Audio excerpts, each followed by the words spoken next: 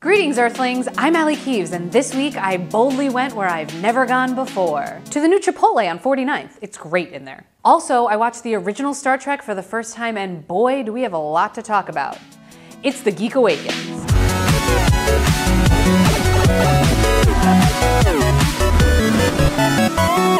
This episode of the Geek Awakens is presented by Ecto Cooler and Coca-Cola Journey. Computer, play Star Trek the original series on Netflix. I'm sorry, Aly. I can't find SHREK eating Chex Mix. Would you like me to search the web? The future is garbage. I'm watching the first episode of the original Star Trek. Will I like it as much as Star Wars? There's only one way to find out, so let's go. Netflix starts with The Cage, Episode 1, Pilot. So I'm thinking, I'm gonna start there. And as I'm watching the captain of the Enterprise, I'm thinking, damn, young Shatner is sexy. And then I realized that's not him. I kept waiting for this stand-in captain to die so Shats could take over, and then the episode ended. Wikipedia says this pilot was unaired because NBC thought it was too cerebral. The whole pilot was reshot with a new cast and script. That's where the Shatnator comes in. But it was aired third in the actual season. So episode 2 on Netflix is actually episode 1, and the aired pilot is episode 4? WTF, Netflix? After watching that disastrous first pilot, I decided to watch a few more episodes of Star Trek, starting with the first episode that ever aired, which was called The Man Trap. Some things that I noticed, the sets are awesome. The locations on Star Trek feel real. You can reach out and touch them. It made me realize how much we rely on computer graphics these days. Also, there's plenty of room for Billy Shadowitz to do space cardio.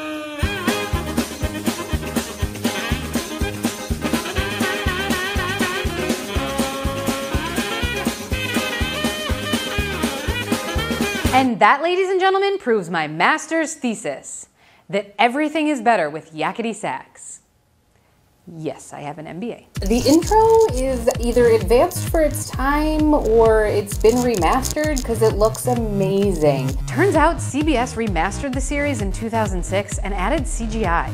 And that's the version on Netflix. I wanted to see Star Trek the way the world saw it in 1966 to see if it still holds up. And you've gone and George Lucas'd it. I'm sure that real geeks know this, but I'm really disappointed that we can't have nice things. Both the original pilot and the episode that I just watched was a little bit more sexual than I thought. There's a lot of innuendo and suggestive scenes. The Man Trap is about these mysterious women who seduce the male crew members and suck the salt out of their bodies. And I'm not complaining about sexy time in space, especially with a hunky captain like, what's his name?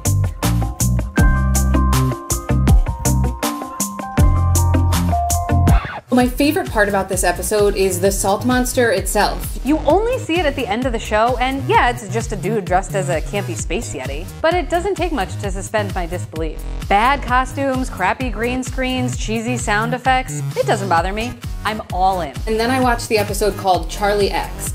That one's about this sort of like psychic kid who somehow gets on board and is able to make other people on board vanish suddenly. In this one, they wear some dope ninja leotards. Karate Kid on top, Black Swan on the bottom. Then, a shirtless Shaquille O'Neal kicks the crap out of a teen because I guess there are no child abuse laws in space? And to be fair, that kid was a huge douche canoe. This show does have some pretty progressive themes though. Charlie X sees a guy slap another guy's butt, and then he does it to Janice Rand, and she totally shuts down that sexual harassment. The show is known for its female empowerment, and I was impressed to see how many senior crew members were women. But more importantly, there's bro-on-bro butt slapping in space? You're telling me that 300 years from now, a crew of elite scientists are just floating around the Milky Way grabbing handfuls of succulent man booty all day? Okay, here are some videos for succulent man booty. Oh my god, stop! Hey, it's George Takei from Facebook! It's so nice to see that social media can lead to a career in television. You're fired. Thank you very much. Thank you for this opportunity. And you're a terrific man. In conclusion, I really enjoyed Star Trek. The storylines don't feel weird or dated, and they don't show a ton of actual technology, which is probably why it holds up better than most classic sci-fi. I'm still waiting to see what's up with Leonard Nimoy's character. It's obvious that he's different from the other crew members, but they haven't explained why. I tease William Shatner, and even though he blocked me on Twitter, he's still a good captain on the show. If I had to choose between Star Wars and Star Trek, I'd have to go with Star Wars. Shots fired. Shots fired. That universe draws me in a bit more, and I like the characters better. But I still have a lot more Star Trek to watch, so I'll keep you posted on that. For now, thanks for watching The Geek Awakens. If you like the show, subscribe to our channel. I'll be back next week with my thoughts on another geeky classic. I'm Aly Keves, and I'll see you next time. Floating around the Milky Way. Grab